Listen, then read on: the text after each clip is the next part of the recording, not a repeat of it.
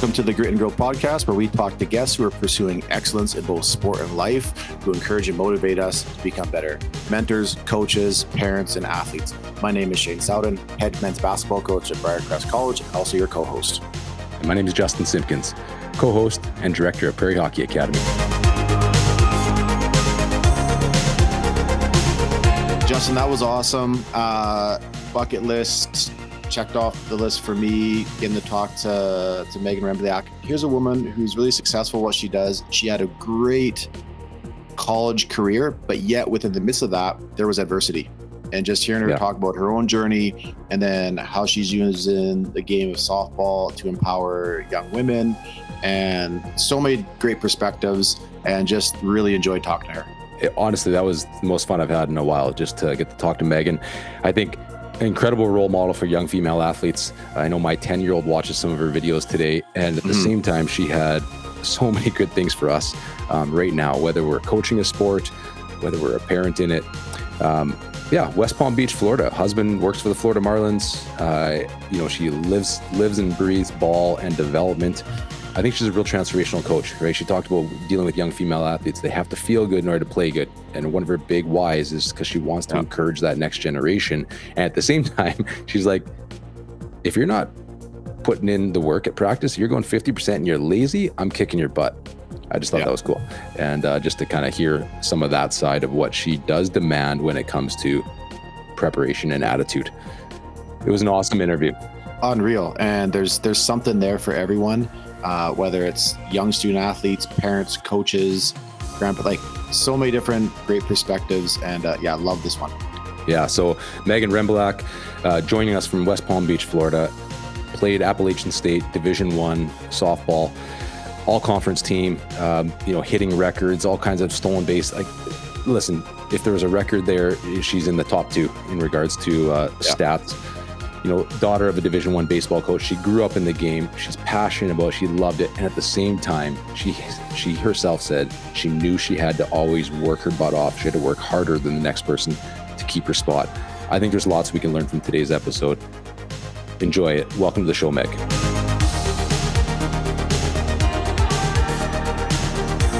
Megan, thank you for joining the Grit and Growth podcast. We are thrilled to have you join us all the way from Florida today.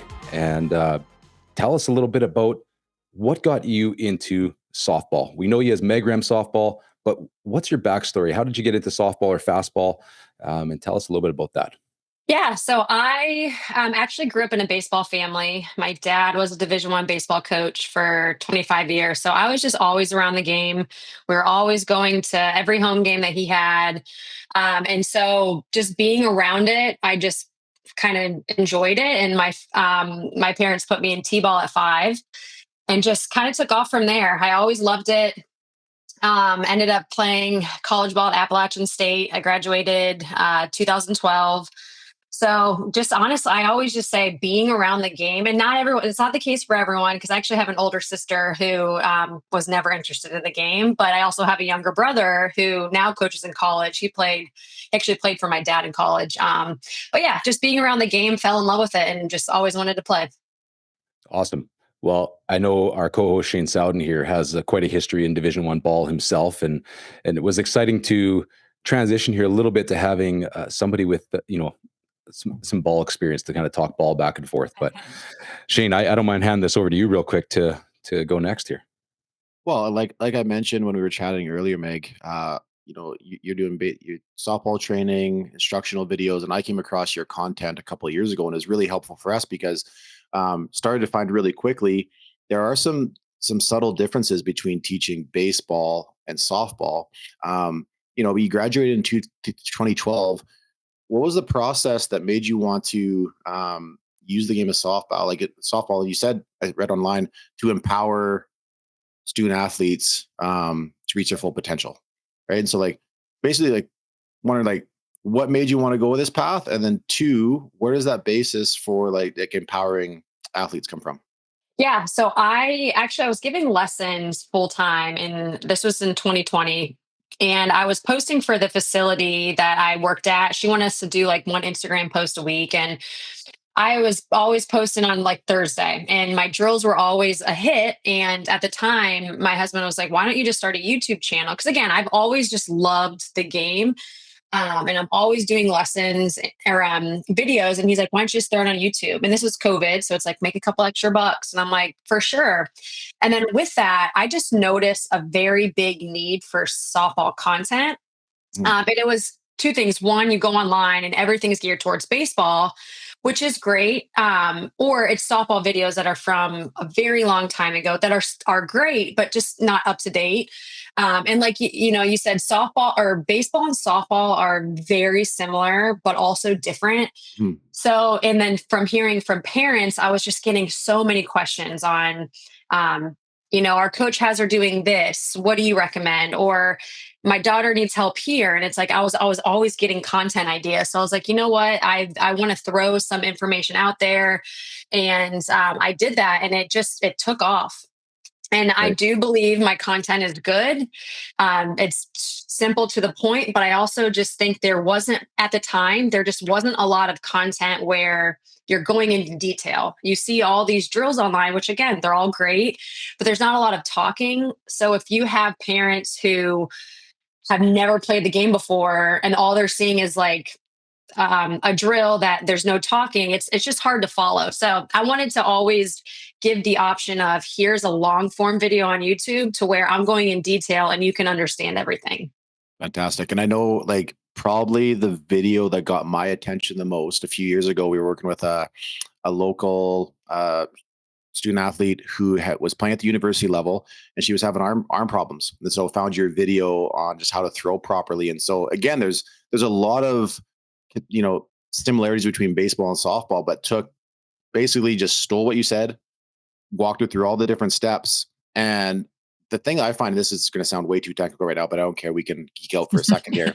Is she wasn't squaring up. It was basically just stepping full forward towards the target, leading with her elbow, all those sorts of things. And she's like, "Well, my elbow always hurts." I'm like, "Well, of course it always hurts." Anyways, and we were able just to change her mechanics, and within half an hour, she was like throwing pain free. And so I was like, "Man, this is unreal." Just so one, thank you, Of because it was course. super helpful, especially from the female side of things. And then even just even for people watching this, encouraging to check out your videos. Like a baseball and a softball are coming at very different angles.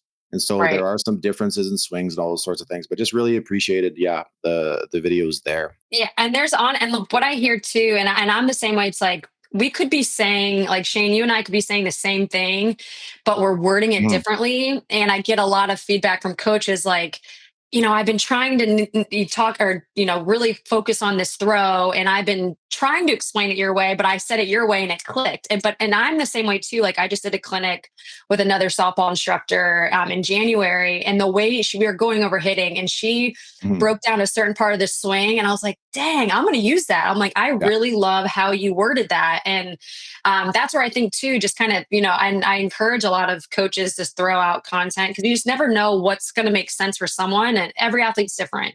We all learn differently. And Justin, you recently found some of her videos on choosing a glove and I think bat Right. helpful for Yeah. your own daughters. It was, yeah, absolutely. So, yeah, Meg, I've same thing. So for our listeners here, we're talking to Megan Rembielak, and Meg is a graduate from Appalachian State, as you said, or Appalachian State. Sorry, I used to always say Appalachian for some reason. Same Uh, when I lived in Ohio, but it's Appalachian. Appalachian, yeah, which is great. And what I really found, Meg, is as I began to search, because as a dad to a couple girls and they're wanting to play fastball, I'm doing the same thing. It's like, well, I played a lot of baseball, but it's different. It's similar, but it's different. I just need to understand some technical pieces. And what you just mentioned about your videos, I found that so helpful. They were transformative in so many ways because you explained it to me. You talked why you were doing this, and I think as somebody who works with young athletes today, this generation of athletes different than our generation of athlete, in the sense that they really ask why all the time. They want to know, why are they doing this? What's the benefit for it? And then breaking down different pieces, um, even to the throwing mechanics, was so good, because as a coach, I really believe that a coach is a coach, right? I think if you're a coach, it's somebody who, and we talk about this lots on our podcast, it's somebody who understands, like, anybody can draw X's and O's on a whiteboard. a coach is truly somebody who understands how to connect and transform an athlete. And once you empower that coach with the technical side of whatever sport they're starting to enter into, if they can connect with that athlete, they can help transform them just through the implementation of those X's and O's that they may have stole from a softball video. And so that's the best part for me. So when I started to dive into your videos, little things came up for me as a daughter playing, U11 fastball and trying to figure out that jeepers, she needs a new glove. Like this plastic glove that she's wearing, it just really isn't, up to snuff anymore at this level. And then she needs a bat because she's grown so much. And so how do I select a bat? And did you know there's all these drop weights and lengths and carbon fiber, and it's Confusing. Right. I used to just use a wood bat. I loved it. But so it's yeah, I think it was confusing for me. And at the same time, you had a really a gift just to use those videos to make it simple. And I think that's really the genesis and the heart of why we wanted to bring you on here, is because I felt like you have so much to offer this demographic of parent and athlete. Uh, I didn't realize, when I started to look at ball gloves again, just how many options there were and how cool some of them are, really, and the customs that you can do. Um, I had my Ken Griffey Jr. Rawlings glove. That was what I had, right? And so you actually didn't force me to do anything. I went and bought myself a really Guided cool you. dad's glove. You guided me. So it's like buying my daughter when I was like, I totally need one of these as well. And Very proud of you, by the Well, way, by doing that. thank you. Thank you. Yeah, it's beautiful. It's and so, but well, it you is. help It's guide. like, and yes, I've been in the game. I'm 35 years old now, and I started when I was 5. Like, but it is overwhelming for me. Even when I was the same way growing up. We didn't have bat options. It was like, here's a bat, and you're like, great, let's go Mhm. hit. And so that's why I love teaming up with the companies that I've teamed up with, because every year it's something different and they educate me. And of course, I know a lot, but I don't know everything. So like with the bats thing, I've been picking I just teamed up with Just Bats recently, and I've just been picking their brain about so many things on bats because it's new to me too. I didn't have this Mm. growing up. Yeah, it's I actually reached out to the glove. Is it Just Gloves as well? Yeah. No, yeah, I reached out to Just Gloves because there's a couple there I wanted to buy, but unfortunately they don't ship to the 51st state yet. Uh, That's a joke. They don't ship to Canada yet. It's anyway. Yes, I tried to. yeah, I even asked. I said, "What if we become the 50?" Would you anyway? Well Um, done, man. I'm glad you yeah, went there. There you go. You're brave. that's great. Yeah. no. So it's but there's lots there to do. One Yeah. of my questions is Meg. I just felt like, what's your why to doing this? Outside of there was maybe a bit of a need, but what's behind really your tagline of empowering performance? Yeah, I mean, I will say my number one, like my why is just to help. I just, again, because I have that, I just am, I love the game so much, baseball and softball. I really love it. So seeing the need for more kind of fuels me. But also when I was doing lessons full time, I saw, and we talked about this a little bit earlier, Shane, about like boys and girls are just a little bit different, and maybe it's Justin too, but I'm just talking about boys and girls are just different on how you coach them. And in the world of softball, it's predominantly males. They're all male coaches because it's mainly dads who are volunteering, which is awesome. But knowing how to coach girls differently than boys is big, and it's like girls have to feel good to play good. And I just doing lessons, I just heard so many um stories about girls like wanting to quit just because it's like everything's always so negative and yelling, and like and every kid's different. I'm very much like, you can yell at me. I'm maybe not when I was really young, but like, in college, it's like, you can yell, it is what it is. But some athletes just can't handle that. So I also, on top of learning and growing the game, I wanted to also give, I don't know if mental side is the right word, but I also wanted to just kind of like, um, encourage athletes. Like for example, today I posted a video. It wasn't one of my worst mess ups, but I was posting a video on, I was hitting off the tee and it wasn't doing what I needed to do. I kept pulling the ball. But I wanted to post that because it's like, listen, I know and understand social media is a highlight reel. And I can't imagine growing up and like, let's say I'm a teenager and we didn't have social media, but I can't imagine being a teenager now and having social media because all you see is perfection. So in your head, you're like, man, I need to be perfect or I suck and I'm never going to make it to college. So I also try and post a bunch of mess up videos. It's like, listen, I work my butt off, but even if I do that, like I'm not perfect. So it's just, yeah, wanting to grow the game, but also um teach athletes and encourage athletes to be good humans, to work hard, and just kind of lift them up. Megan, you hit on a really important part there, just the differences between boys and girls, male and female. And you know, you have a powerful platform on social media and it can be a love-hate relationship. But like, is there a message like to the young female student athletes listening to this or parents of female student athletes? Like what would you say to them? Because like I see it in my own boys. I got three boys, all gonna be in like 14, 18. The messaging out there, the branding, NIL, all this stuff out there. Uh like and you said coaching girls differently. I always come back to identity. Where's your identity? Like what makes you you and where do you find that? And so I think we can all get caught up in the wrong things. And so through what you're doing, what would be your advice or messaging to young girls right now, just like in this world of social media and putting our identity in the wrong places? It's hard. It really is hard, and I don't have the right answer for it because I'm still trying to figure that out too. Hmm. Um, but yeah, like just kind of when I travel the country and I do clinics multiple times a month, and I just always tell them like obviously, and this goes just to practice, like I want you to always give 100%. If I am your coach, I will never get mad at you if you go 100%. And I do see a bunch of coaches, which that's their style, and it's probably a guy coming from baseball where it's like, I'm just going to stay on you the whole time. Whereas I feel females, you've got to like, you be hard, but hey, let's throw in a couple. You know what?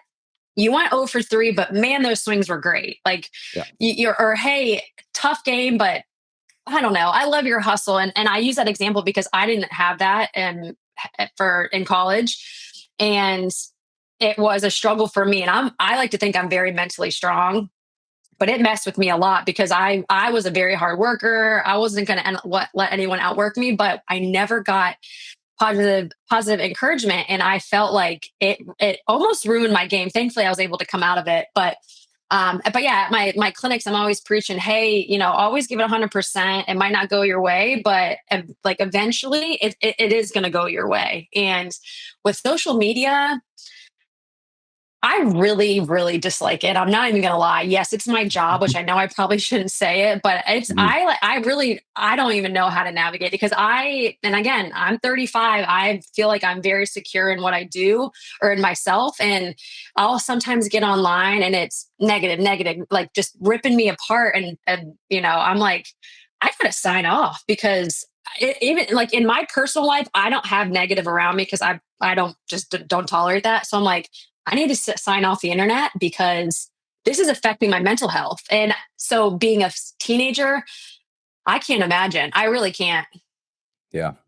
You're absolutely right. There's a, That there's was a a lot. whole Sorry. there's a whole pile of negativity on it, and I think it is as we lead young athletes in what we get the opportunity to do. It's when they have that personal connection and that one on one with yourself, and in a clinic, the ability to stay positive, the ability to encourage them. Like you mentioned, it seems like with young females, it's like you have to feel good to play good.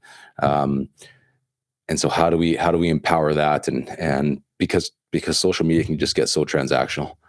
And we had a really good coach on. We've had a number of great coaches on the Grit and Growth podcast, and in a recent episode with Angus Reid is his name, and he just talked about like with minor sports, he is like, it's if you're going to transact with an athlete like that and scream and yell at them, then you better be paying them a lot, because that's what a transaction is. Like if you're not paying them to play, then you shouldn't be transactional with them, right? And I Right. just felt that was a funny way to kind of look at it in a way. But Yeah. yeah, And I I've think always said too, like with coaches, even at my clinics, I'm like, Yes, like, we need positive and reinforcement, but that doesn't mean you let kids be lazy and No. disrespectful and want like I have Yeah. zero tolerance for that. And I always say this at my clinics online, like I have zero tolerance for that. Now, if the athlete is busting their butt, they go for a ball that's really tough and they boot it. I've seen so many coaches yell at them and they're like, "You're on the bench." And it's like, really? You're discouraging Mhm. them. Now, do we want them to make an error? No, but they just went out of their comfort zone. They tried to make a great play. The second you start getting on them is when they're like, okay, I'm afraid I'm not going to do that again because I don't want to sit the bench. And then that's Mhm. when it's just like, it's a mess. Well, effort and attitude are so massive, and you can have extremely high standards without demeaning, shaming, yelling. You can do all those things without, without you. Yeah, you can have that. So, like, yeah, we really encourage our coaches. It's like, man, you can do that without. A lot of times I find the coaches just their own insecurities, for whatever reason, coming out there. Yeah. Yeah. So on They effort and attitude, sorry, Shane, to cut you no, go off a for it. little bit. I believe that, and Meg, it's your own words that you say preparation and attitude are the difference between winning and losing. Can you give us some insight on that? Maybe even how that, played out in your college career? Yeah, it's just, I mean, it all goes back to practice. Not everyone, I shouldn't say everyone, but what I see a lot of, and I use this as like real life examples that I see in my clinics. And I coach travel ball team. I had two 14U teams, one 16U team. And what I see a lot of is lazy and going 50% during doing drills. And that's fine. And as a coach, like I will get on you and I will call you out. And because that's my job to push you. Like I'm not here just to pat you on the back and be like, get them next time. Like if you're going less than 100%, I'm going to get on your butt. Now, what fired me up was we'd go to a game, and I can't see this in clinics, but when I had my teams, we'd go to a game, look terrible. Then we start whining about it and we start crying. And I'm kind of looking at them like, you're kidding me. And parents are, well, we're not winning these tournaments. Well, no kidding, because your kids are lazy. And so I just it goes back to what I already said. Like I just have zero tolerance for laziness and just bad effort because it goes over into a game, and we all want to be good and we all want games to be easy. Well, that all starts in practice, and that's when you got to push your athlete to go pick that ball on the run, throw it on the run, like push them out of their comfort zone, because we want to get to a game and have it be easier. It's never going to be easy, but we want it to be easier. But yeah, the effort part. And I know generation, we're different now, but it's a struggle at my clinics. It really is. We might be different now as a Yeah, generation, but the yeah. Okay, a game lot. isn't, right? Like No, yeah, the game, like the development still respects the work that you put in. Mhm. right. And so as much as we might be different, if we want to excel at this, then preparation and attitude are going to be what you need. And that's Yeah. just full stop. Right. So And that's where I think the social media comes back into play. It's because again, it's all the highlight. It's, oh, I'm at the cage hitting bombs. And it's like, well, that was I don't know, a 1 minute clip. Like you're not showing all the workouts, the early Mhm. morning, the grind. Like it's everyone just thinks it's just let's show up and be great. Well, it doesn't work that way. I did that at Shane's birthday party, actually on his Hit Tracks machine. I hit a couple of bombs. It was awesome. And then he told me we were playing at a U13 ballpark in this home run derby. And I was there Thanks, to make you Shane. guys feel good about yourselves. some soft toss at a U13 ballpark. That's Yeah. Remember, Um, great. Justin, if you feel good, you perform good, right? that's right. That's right. You have to believe And in yourself. anyway, we didn't capture that in social media, unfortunately, Yeah. but yes, 100%. But you would have posted it if you did. We'll have to go again, Justin, and yeah, we'll get some pictures with the screen. Yeah. That's right. After. Megan, loved reading a little bit about your bio, and you were actually a multi-sport athlete in high school with softball, basketball, and volleyball. And if my understanding is right, you were interested in actually possibly pursuing volleyball at the collegiate level. And so, Yeah. that wasn't that long ago. That was 15 years ish ago, and this whole idea of specialization now. And I see the value in playing multiple sports, being well rounded. yet I'm a co-owner of a training facility. You do the same thing. Um, where's that balance? Because I'm finding, I'm wrestling with it right now with my youngest. He's a pretty strong basketball player right now for his age at the U14 level, and he's starting to get more and more opportunities to almost play basketball year round. And I'm a college basketball coach, but I'm very leery of just letting him do that 12 months of a year because it's just like the burnout, all that stuff is real. So, just going in like in your world and then your decision making, once, at that time and and you're a very accomplished college player, like, and you had a very successful career. Interested to see your perspective on the whole specialization in sport for kids at certain ages, but then what role did playing those three sports, how'd that help you have a successful collegiate career? Yeah, I would say I still always will promote multi-sport athletes. I do like being realistic. I just don't know the way the world has changed with youth sports and travel sports. Like, is it as realistic as when I played? And granted, I know it wasn't that long ago, but like I always knew I wanted to play softball. I loved volleyball. It was I kind of realized like I'm just not tall enough, and I wasn't as good. Like if it was 5'4", like I could only be a libero, and I just wasn't Mhm. that at that level. But I always knew like softball was probably my number one. But I always knew I needed to put in the extra work. Now, Mm. my travel team, we played, I don't know, 5 tournaments in the summer, Mhm. maybe 2 in the fall. And the fall was kind of like optional. And it was more of like, let's just get some reps. We practiced once a week on Sundays because some of us lived kind of far. So it was different. Whereas now, and it's more so with the younger kids. Like I do think it's different in high school, Mhm. specializing obviously is more common, but I can't stand seeing 10-year-olds playing all year round, over 100 games a year, practicing 4 times a week. And then they're like, the thing is, I hear it from them where I give lessons and clinics. It's not just me. Like, I think they're burnt out. No, I know they're burnt out because I Mhm. hear, oh, I really wanted to go to the beach this summer or spring break, but I have a tournament and I can't miss practice. And what I'm hearing from coaches like, well, we took 2 to 3 weeks off. And I'm like, that's not a break though. That's where I think we're all, coaches are hearing from other coaches, well, we're not taking a break. So that coach is like, well, we can't take a break either. And then parents see, well, they're not taking a break. So we shouldn't take a break because we're going to be behind. So it's just like a Mhm. vicious cycle. I feel playing multiple sports truly helped me be a very good softball player. And it's yes, the physical part, basketball condition. I'm staying in shape. Volleyball, I'm jumping. I'm moving back and forth. But it's also like getting different coaches and having different Mhm. teammates. The best coach I've ever had in any sport was my high school basketball coach. He, we won. He won 9 state championships in a row, but we won 3. And just the way he coached, never yelled at us. And if he was mad, it would be like he'd get really, Mhm. stern. But it's like I respect that as a coach. He didn't have to yell to get his point across because we respected him.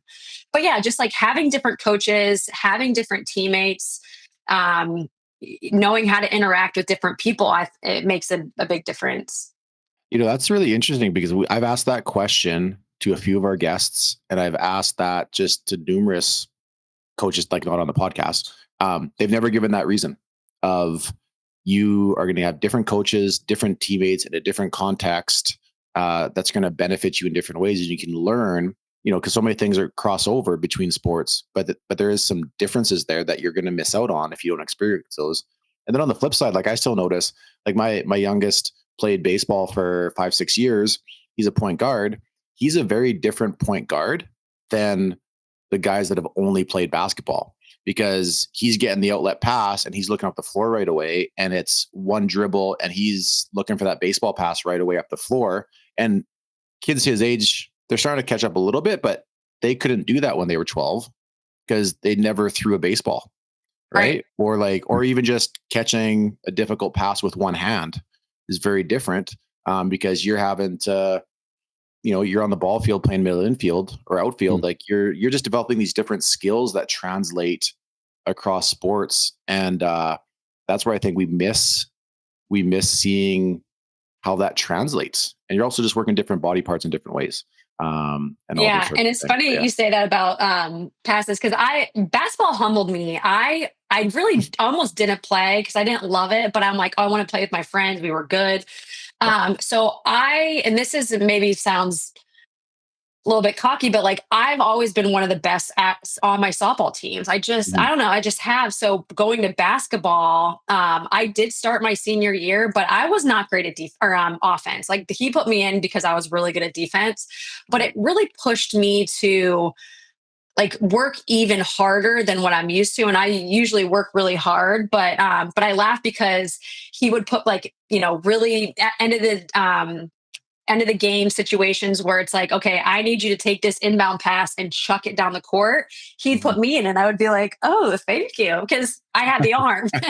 And Yeah. that's where he used me for. But I also learned how to be a team player. Like, I'm not going to be the starting point guard or the star on the team. I'm going to play my role, and I'm going to play it well.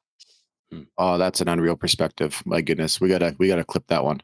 But yeah, that's just so good to hear because I think so many people, as soon as their kid's not the the guy or the main player, like, well, we're out. I'm not the starter. I'm not the well. No, go learn to just be a great teammate, affect the game in other ways, do something that's challenging. Absolutely love that. Yeah, and like again, it wasn't great at offense, but I think I broke the well, of course I broke the record because I had 22 charges in one season because that's what he would put me on the best girls, and who were going like D1 big schools. He would put me on them at defense because I could shut him down. Now pass me the ball, I one dribble pass off to my teammate. Hey, you stayed in your lane. You knew what you were good Yes, at, and exactly. The 22 other team's charges. probably My like, yeah, goodness. other team's probably like, okay, can you get this girl out of here? Because I'm that little blonde girl, like, oh, you're not getting past Yeah, me. that's awesome. I like it. So what I've learned here is for our listeners is to cross train for basketball, long toss, drills, cut off Yes. drills, Yes. and maybe even the catcher blocking the plate. Right? Is that where we're You at can't do here? Yes. that anymore. You can't do that anymore. I know. Yeah, true. It's fair. Apparently that we're not allowed. You can't even put the glove in front of the base anymore on a steal to second or so. I don't know. I don't not really yet. I I'll ignore know. that one for a little bit. Me, Yeah. Thank you for that. I think we had another guest that even suggested a similar thing in regards to that idea of playing your role and being a great teammate. He just said, like, what would it be like if as a parent group we started to encourage our kids to try and become the team MVP and not the leading scorer, like, yeah, and like focused on those type Mhm. of leadership skills and being able to support each other and it's kind of that idea of, I always go back, and this ages me a bit, but to the Allen Iverson, infamous YouTube video of practice, right? Like and if you haven't seen that yet, Meg, then and other listeners, just go look at She's Allen younger than Iverson us. She's younger than practice us. on YouTube. I know, but we I know AI. Come on. but Yeah. just his comment about practice and like, how's he supposed to make his teammates better by showing up at practice? And I used to show that to young teams, and I used to coach them and just say, I mean, what's your job as a teammate? Like, just tell me you have one job. What is it? And it's just to love each other. And so if you do that and you show up at practice, then when somebody's going 50%, you're going to be like, hey, pick it up. We got to get better. Preparation and attitude. This is how we do it, right? You show up at practice, you make your teammates better. That's what you do every day. And so how do we play our role? How do we become a great teammate? These types of things. So I appreciate that thought, and this whole idea of specialization versus multi-sport. It gets a lot of traction, especially for me in the hockey world, and it's hard. I'm with you in that idea that we have to be realistic. These high performance programs put on by USA Hockey or Hockey Canada, they're requiring athletes to be trying out at camps in April and May and July and August, of course, and September, and there's no downtime. So if you're on that pathway, then Yeah. the governing bodies that are telling us to not specialize are forcing us to specialize because we can't stay off the ice if we want to be ready for the tryout for the U18 program. Mhm. Um, so I get it. Yeah, and it's funny because my husband and I have the argument of because he grew up in Miami, Florida, and it's year round. And I'm in West Palm Beach now, and I see kids. It's year round because you can. And he's like, Yeah. but Miami, Florida produces some of the best baseball players, and I'm like, I get it because they have the opportunity to play all year round. And my argument is, if you're in high school and want to specialize, do you? Like, I'm always about like, do you? But I don't like that kids aren't able, and I say kids, like middle school, grade school, they don't get the option because their team is like, we're playing year round. So I understand if you play year round, you're probably going to be one of the better athletes. But then again, I'm like, I played 3 sports. I went Division 1 and mid major, but I did really well. So Yeah. it does depend on the athlete. And if the athlete only wants to play softball, okay, that's awesome. But I know a lot of athletes that want with like, oh, I want to do gymnastics or I want to do, you know, volleyball, and they don't get to. Yeah. We have some really high performing um, ice hockey players, and they're strong athletes in the sense of the game of hockey, and they're, you know, and training in the gym and doing things and Division 1 commitments and things like this, and they're excellent at that. Watch them play pickleball. It's hilarious. I They're love not pickleball. athletic Oh enough. my They're not goodness. athletic enough to play Just pickleball. watch hockey players run. Some of Just them. say, do a sprint. Really? and just be Easy, like, easy. We're not here to pick on hockey, Shane. yes, we are. I've seen I baseball get players picked skate. on a lot in this podcast, and I'm fighting back now. All right. That's, That's funny. Meg, you went to Appalachian State, 4-year starter. You know, you're in the record books at that school in all sorts of different categories. I was extremely impressed. But I have to ask 2 questions that relate to that. First of all, you were shortstop freshman year, sophomore year, move over to second base junior year, back to shortstop senior year. I don't know if that's I don't know. I'm just curious. I want to know why. Yeah. I'm curious about that I would story. love to tell you. Yes. So this was probably one of my most, what's the word I want to use? Biggest hurdles to overcome mentally. So we had one coach my first 2 years. She had me at shortstop. I was hitting 2, and I did really well. Freshman year was Mhm. average, but I just, it's freshman year. But Yeah. second year, so my sophomore year, I led the team in hitting, and I did well. Junior year, we get a new coach, and she brought in some of her players. And I knew going into this junior year, because again, I had my dad, I know how it works. I'm not guaranteed my spot. So I'm always, like I said, I work my butt off, but I need to work extra hard because I want my spot. And I understand, and I try and tell my athletes, like, any spot on the field, if I'm in the starting lineup, I'm grateful. However, I'm competitive. I want my spot at shortstop. Like, just how I am. Like, I'm gonna beat you out.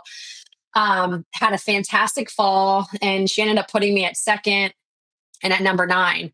And no Mm. reason. So eventually it was bothering me because I'm like, I don't know. It's just one of those things. Like, I Yeah. knew I deserved to be there. So I talked to her, and she told me, you can be an all-American second baseman. So I'm like, all right, well, I'm there. So, and this is where that mental part really kind of, there's just a bunch of other things, but it got to me. So it wasn't my best year. And then senior year, that girl who had been playing there, she left. And so I'm like, surely I'm a senior. Like, I was a good Mhm. leader. Like, surely I'm going to be there. Well, she put a true freshman there. And then eventually that true freshman, she got hurt. So she had no choice but to put me there. And that's Mhm. when I was like, game on. Like, I'm going to show her and prove to her and myself, like, should have been here the entire time.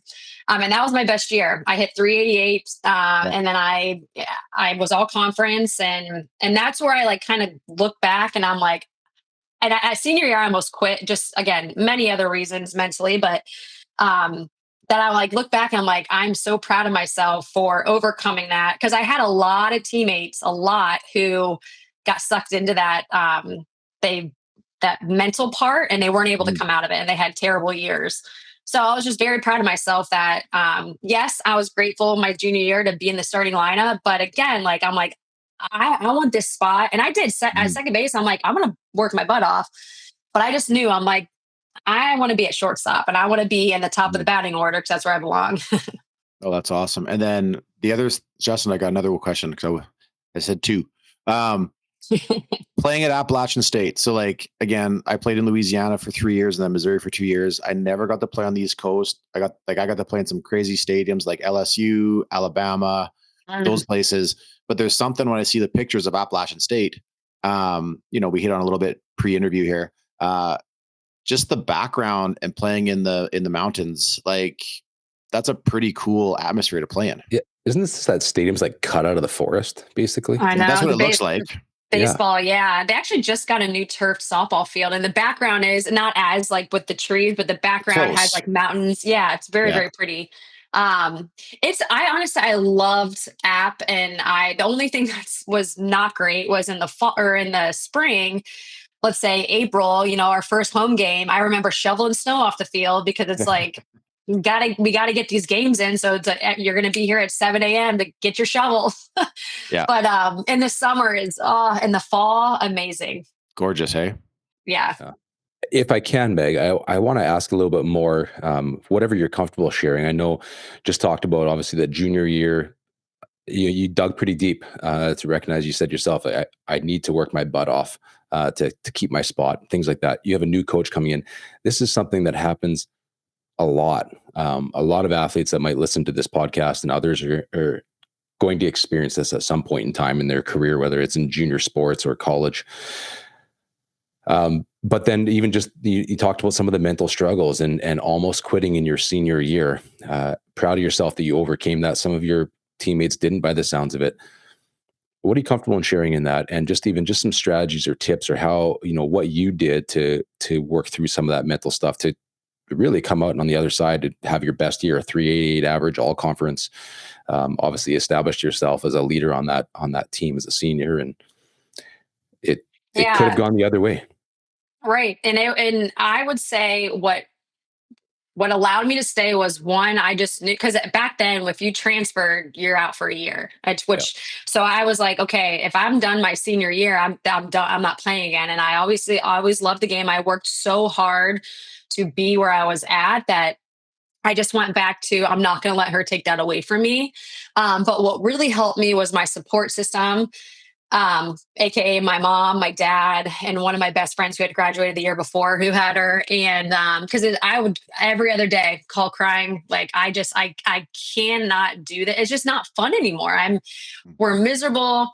Um, so I would say knowing that I love the game and I wanted to do this for me and then to have that support system, I mean that made a big difference. Now if I didn't love my teammates and I didn't have the support I did, I probably would have quit.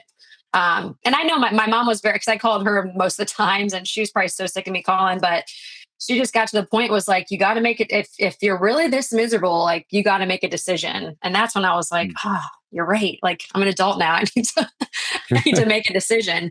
So Thanks for sharing that. I think that's it's important for young girls, young women coming out of high school softball today. How do you feel about opportunities and options for them to keep playing in competitive ball? What's that look like Well, today? and if I can piggyback on that question, because maybe it goes Yeah. together. Uh, I get asked all the time by parents, of sons and daughters about their choices in choosing a school. Because you mentioned you played at a mid major, I played at a mid major, and then I transferred to a Division II school, and I don't regret it. It was great experiences at both places. I got to play for a powerhouse of a D2 program in Missouri, and got to experience some. We won almost all the time, and played for some good coaches, all kind of stuff. Played with some great players, and even at our level here in Canada, you would call us like we're like the Division II in Canada, and people are always like they kind of look down on like it's like D1 or the highest level or high end D1 or whatever. It's make or break, and they kind of look down on mid major or D2 or D3 or NAIA even. What would you say, like you said, like opportunities for young women at the next level about making that choice that's best for them at that next level, regardless of level? yeah, and you're right. There is like this preconceived notion of D1 or bust. Like you hear that all the time. Mhm, And like for me, I thought and knew like I want to work towards D1. It was a goal of mine. mhm, But it's just not realistic for everyone. And I don't love that there's just like a bad there's like a, what word do I want to use?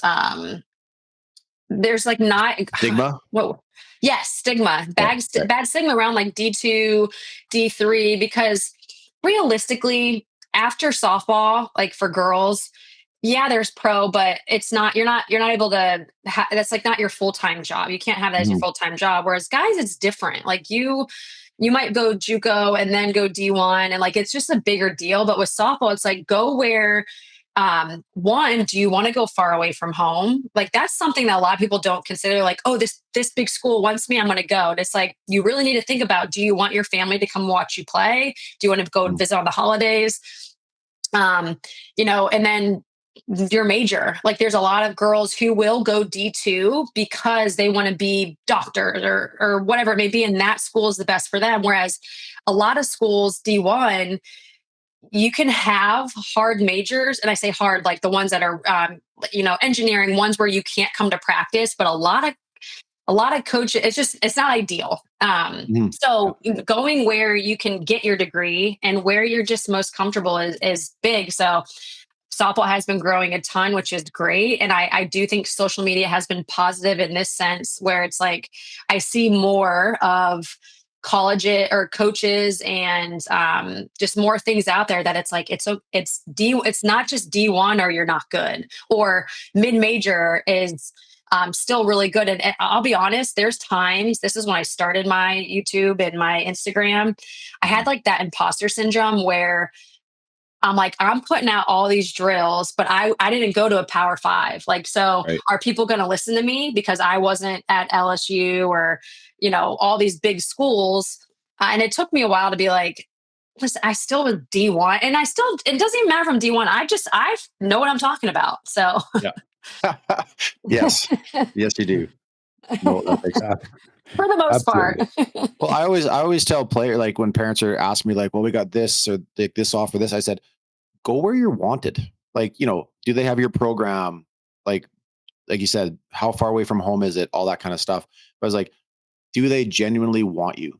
Because if you're wanted, you're going to have a very different experience than if you're kind of wanted, or Yes. if you're just like, oh, we just need you to fill a roster spot, and then being very, very clear and ask really direct, tough questions to the coach or who's ever recruiting you, like understand like what's my experience going to be? What role do you see me filling? You obviously have to work for it, Right. but I feel like so many times we kind of assume student athletes assume they're going to go and like, oh, I'm going to start first year, or I'm going to be coming off the bench, or by second year, like, and they've never had that conversation, Yeah. and then they end up Yeah. going somewhere, maybe to a bigger school, but their experience, if they don't have the right, it can turn pretty negative pretty fast.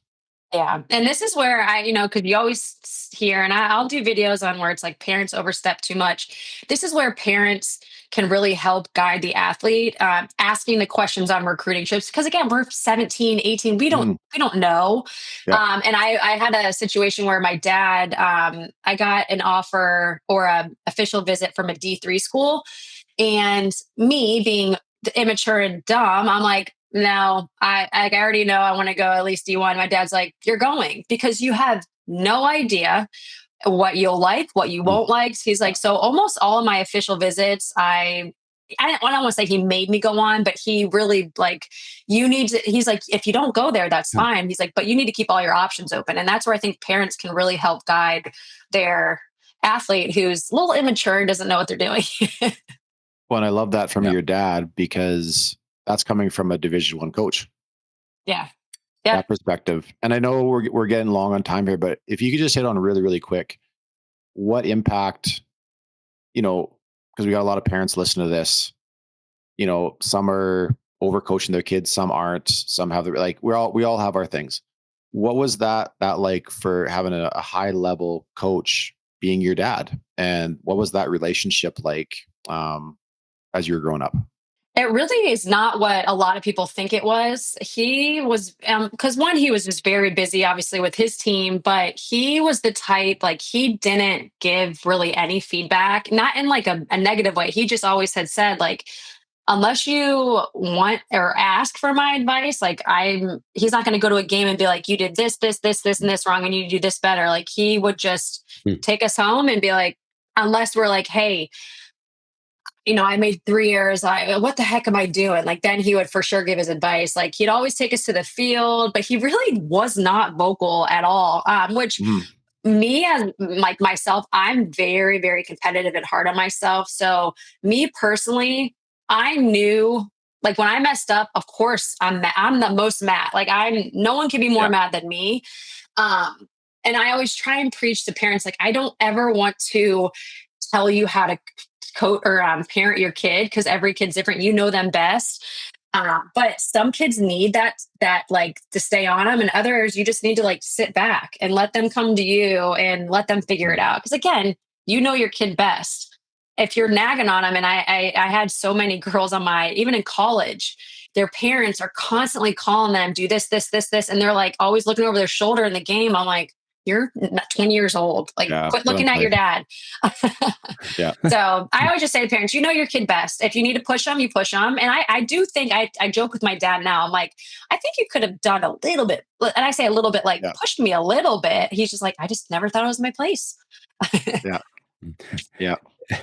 That's good. I actually watched one of your videos here the other day with your dad. He was doing some infield work with you, and I just thought it was awesome just to watch the two of I you. loved it. Yeah. And anyway, so that's neat to see. Yep. Meg, I think just as we start to close, it's really clear that you've established yourself as a role model for young athletes, and I truly for young females especially. And when you're looking at coaching the sport of softball, and you're doing more than just Meg Rem softball videos, you're coaching some travel teams with 14U and 16U that you mentioned.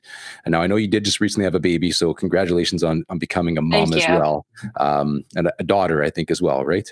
Yep. Yeah, Yep. which is great. So maybe you've taken a bit of a break on some of those travel teams. I don't know, but how are you coaching and using this platform of softball to transcend life skills into these young girls? Really has nothing to do with softball. It's just like, I don't post a ton of this. It's more, I talk about it in my clinics to the girls, but it's just being a good teammate, hustling, giving 100% and being on time because that like softball is such a short time in their lives, in our lives that, Mhm. I want you to get out of school or whenever you're done with softball and just be a good human. Like I say at my clinics, when I'm talking, I want you to look me in the eyes. Like I don't want you, doing this. Cause again, down the road, like you should be doing that to your team or to your teachers, your parents, your bosses, your future bosses. So I'm just very big on all of that. But yeah, the number one thing I always go back to is effort. Effort is something you can control for the rest of your life. And you see it in many jobs. Some people do the bare minimum, others give 100% and they're rewarded for it. So a lot of my life lessons, or I say life, like a lot of what I post online isn't really like life lessons. It's more so like in person. Very cool. Well, I think this has been awesome today. I've enjoyed just where we've been able to go with the Yep. conversation from different things on specifics to skills to just fun conversations about college and helping guide young athletes as parents or other things. Being a good teammate. Appreciate your time, Meg. I think all of our listeners will be able to post, but take some time to look up Meg Rem softball on social media. As much as we're not huge fans of social media, it is an Follow that one. incredible Do that one. it is an incredible tool when Yeah. used well and properly. And Meg, I just in closing, I just want to say thank you for being on here. I know that people, even if you're looking for more from Meg, on her website at Meg Rem Softball, you actually have practice plans for coaches, which I thought was really neat. Practice and development plans, whether you're coaching at the U11 or U13 or other age, the U15 maybe levels. I think that was a really cool package that you put together that caught my eye as well. So Yeah, that was something and because that was from a lot of feedback that I got from coaches were like, I'm new, I don't know how to run a practice. And obviously, like we mentioned in the beginning, practice, it all starts at practice. That just took a lot of like all my videos are free, but that took a lot of time and money. So I'm like, I need to charge just a little bit. yeah, But they're Of very course. helpful. absolutely. Thanks for your time. Appreciate you joining the show. Thank you guys. Thanks for having me. Yeah. Appreciate you, Meg. And thanks for the impact you're making. Thank you so much for listening to today's episode of the Grit and Growth Podcast. We hope that you enjoyed today's guest and the answers that they were able to give and the stories they were able to tell. If you did enjoy today's episode, we'd ask that you would just follow or subscribe to our podcast. It does help us get the word out in our message. Thanks again. Have a great day.